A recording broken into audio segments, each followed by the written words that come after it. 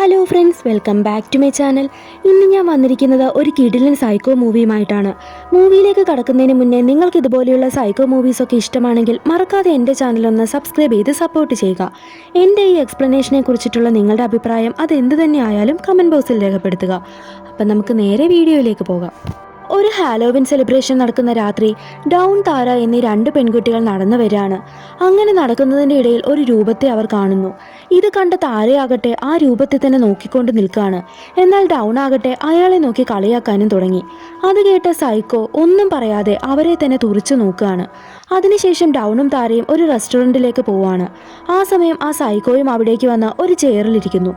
ഇത് കാണുന്ന താരയ്ക്കാകട്ടെ എന്തോ പന്തുകേട് തോന്നുന്നുണ്ട്.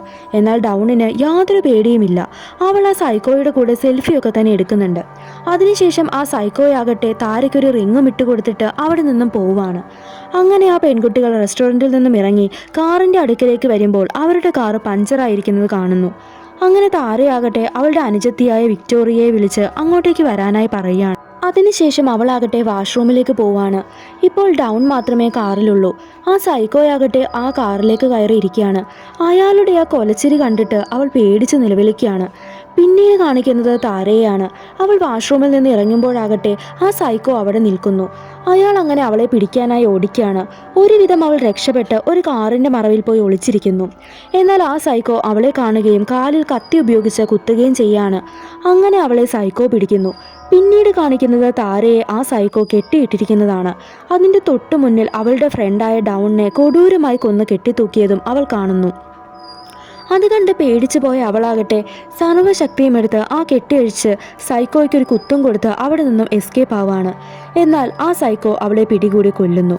എന്നാൽ പെട്ടെന്ന് താരയുടെ ഫോണിലേക്ക് അവളുടെ അനുജത്തിയുടെ മെസ്സേജ് വരികയാണ്, താൻ ഇവിടെ എത്തി എന്ന് പറഞ്ഞ്. ഈ മെസ്സേജ് കാണുന്ന ആ സൈക്കോയാകട്ടെ ഇതിപ്പോൾ ലാഭമായില്ലോ എന്ന് വിചാരിച്ചിട്ട് വിക്ടോറിയയെയും കൊല്ലാനായി പോകുന്നു. അങ്ങനെ സൈക്കോയുടെ മുന്നിൽ വിക്ടോറിയ അകപ്പെടുകയും അയാൾ അവളെ കാറിടിച്ച് കൊല്ലാൻ നോക്കുകയും ചെയ്യാണ്. എന്നാൽ ആ സമയത്ത് അവിടേക്ക് പോലീസ് വരുന്നു. അത് കണ്ട സൈക്കോ തന്നെ അങ്ങ് വെടിവെക്കുകയാണ്.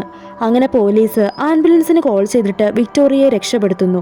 പിന്നീട് കാണിക്കുന്നത് പോസ്റ്റ്മോർട്ടം ചെയ്യാനായി കിടത്തിയിരിക്കുന്ന സൈക്കോയുടെ ബോഡിയാണ്.